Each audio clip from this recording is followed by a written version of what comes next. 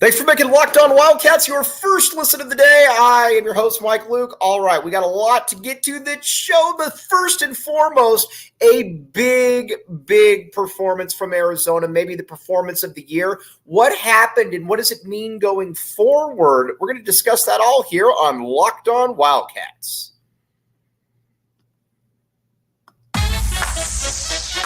You are Locked On Wildcats, your daily podcast on the Arizona Wildcats, part of the Locked On Podcast Network, your team every day.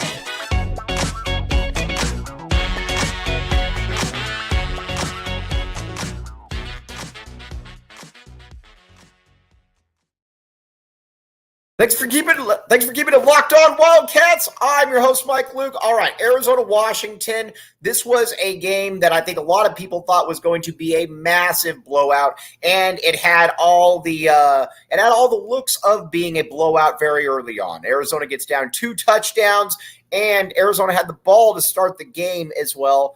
Noah Fifita looked pretty shaky out there. All of that, and then after that, Arizona settled down and Arizona started to catch a little fire. Now, you got to remember here a couple things about Washington. Washington is a team that is probably one of the top 5-6 teams in the country. And if they're not, they are right there. This is a team that could easily, and I mean easily, be in the national championship game. They are that good. And not only that, this is a team, too, that has loaded NFL players across the board. As good as SC is, I think Washington is clearly a step above the rest right there. This is an awesome team. And Arizona hung with them. And you know what? We're going to talk about the defense first. We'll talk a lot about Noah Fifita, but we're going to talk about the defense. I know that Washington, you just look at the box score, and it's like, all right, well, how good could Arizona really have been? Because Washington put up so many yards. At the end of the day, this is it. This is a scoring game right here. Not only is it a scoring game, it's a team that, you know, when you go out there, that if you know that you're going to give up 31 points to Washington, you are going to take that every single day of the week. And not only are you going to take that every single day of the week, this is going to be the type of game where you're like, all right, you know, if we can't get 32 points, then that's too tough for us. I'm really kind of at that point with the Wildcats. You gave up 31 points. Now you forced a couple turnovers. And not only that, Washington in the second half didn't move the ball the way that they have in previous games. And what I mean by that is you scored 10 points. And not only did you only just score 10 points, you had a squad out there that was kind of on the ropes there at the end of a game. And not only that, I think that it's fair to say that Arizona, I think, drastically outperformed expectations. I think you can easily make the case that this was their best performance of the season. And if it wasn't their best performance of the season, it was right there. They were really good.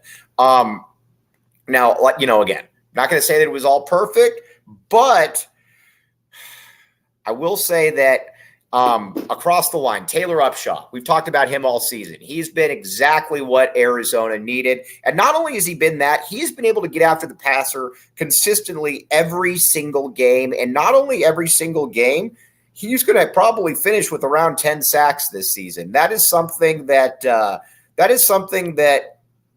Arizona fans not used to. Not only are they not used to it, you don't really have any kind of a track record of that since Scooby Wright 10 years ago.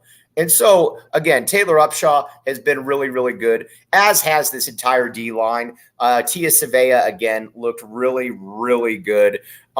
This D-line has been very good for the Cats. And honestly, I was okay with the secondary as well. I thought Ephesians Prysock, all things considered, played pretty well. Overall, though, I don't have many concerns about the defense. And honestly, that would have been something that going into the season, not only would I have had some problems with the defense and some real concerns, but I would have also probably thought that Arizona was going to lose games based off their defense. That hasn't been the case this year. There hasn't been one game that Arizona has lost where you were like, all right, yeah, that was because of the defense. It's because of the offense, which we're going to get to here right now. Let's talk about Noah Fifita. All right, Noah Fifita started out, he struggled to start off. And not only did he struggle to start off, he was kind of at the point where you're like, is this a little bit too big for him right here? But not only did he settle down, he kind of balled out, to be honest with you, the rest of the game. In that second half, multiple touchdown passes. And keep in mind, too, 3 touchdowns, 1 pick, 240 yards. He was better every game, or he was better in this game than Jayden de Laura has been the entire season. And not only that, I think it's fair to say that he's just clearly better. And not only is he clearly better, he just fits the offense better than I think what Jayden de Laura wants us to do. I mean, let's be honest here. JDL's got some real talent for sure. But JDL is also very, very, very hit or miss. And this year, he's just not been good enough. Not only has he not been good enough, it doesn't seem like the team really really responds to him. And not only do they not respond to him, you can kind of see why, because there's really no rhyme or reason for what he's doing out there half the time. And I think that's what's concerning if you're a Wildcat fan, that you're wondering, what's going on out here? Why isn't this dude doing more? Why isn't he doing this? And I think that it's also now fair to say that you've got a real QB controversy. Now, again, this is just a guess, but I'm guessing that Jedd Fisch is going to go back to a JDL. He clearly likes Jayden de Laura, but I wouldn't. And not only would I not, like I said, I'm riding this player the rest of the season because I want to see what I got. And not only do I want to see what I got, I think it's fair to say that we're also kind of at the stage now where you have a sample size that for JDL this season where you got 8 halves of pretty bad football, With Noah Fifita, you got a half of really good football, a half of bad football, and you got a couple drives where he essentially won you the game. So that's kind of where we're at with that. Now, let's take a quick break, come back, though, and we're going to talk about what this means for SC.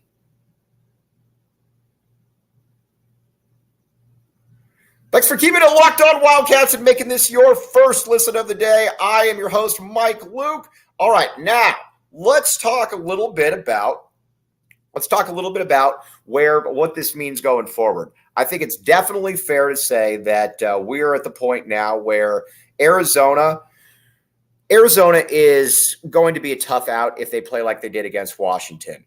And I think it's fair to say that they can beat SC. Arizona, for whatever reason, plays SC tough.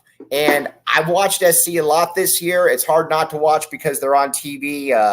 They're on TV all the time. But not only are they not that good, their defense isn't that good. And I don't really put anything past Arizona in this game. Again, I think Arizona is going to move the ball.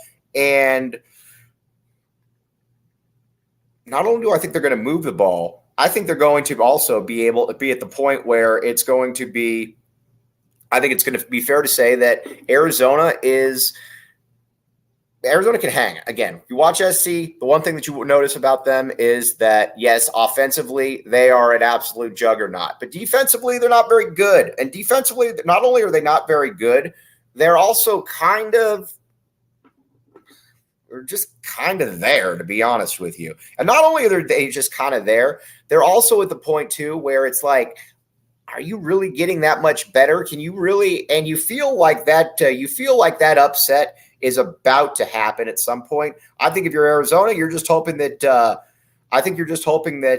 it can happen this week. I think that there's a very real chance that Arizona wins, but a big part of that is if Noah Fifita plays, because Noah Fifita, again, has shown, I think, that you're also kind of watching a dude who is kind of at the stage where you know that he's ready for this. In that second half, he was he was lights out. And not only was he lights out, he was also able to get the receivers the ball in ways that Jayden de Laura hasn't. Like I said, how many times have we watched Jayden de Laura this year? And the one thing is, all right, there he goes, JDL. He's going to run the ball around a little bit, or he's going to run around kind of like a chicken with his head cut off and then just wing it, do whatever the case may be.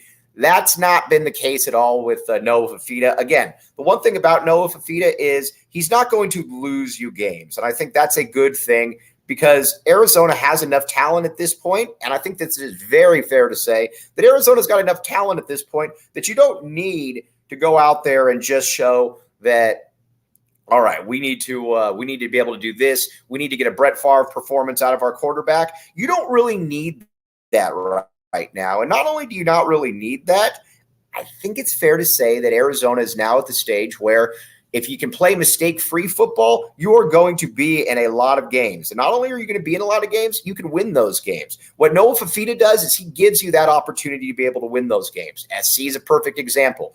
Just first of all, don't turn the ball over against SC. Because if you don't turn the ball over this week or over against SC, you're going to like your chances most likely. Because again, Arizona, I think, is probably at the stage where T-Mac is going to be able, like at this stage, T-Mac is one of the top 5 or 6 wide receivers in the entire country. And if anybody doesn't think that, then they obviously don't know. They obviously don't know football. And I think that it's also fair to say that you watch them and you're like, all right, yeah, I think it's fair to say that these wide receivers are awesome. Jacob Cowing, T-Mac, great.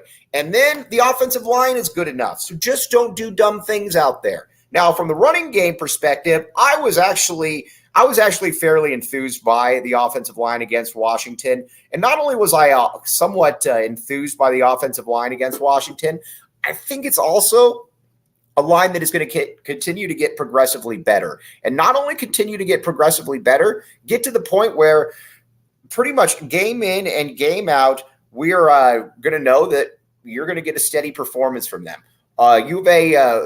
Parent of one of the U of A offensive linemen said, have we noticed that this team right now is they don't do the dumb things anymore. They don't get the false start penalties. They don't, get the meaningless plays where it's like, all right, what exactly was that right there? I think it's now fair to say that Arizona is in that spot. But again, you got to be able to get steady performances. Now, again, you can't start out slow. That's the other thing. Arizona has started out slow in pretty much every single game this season, and that obviously becomes a real problem at some point because you can't have that time and time and time again where you're like, all right, well, here we go again. We're going to start out slow because Arizona, while they are not that, or they're not that good, they're also not that bad, but you've got to be able to mitigate those slow starts right there. And other than that, Arizona's at the point now where I think it's time to rock and roll. I still believe this is a 6-win team.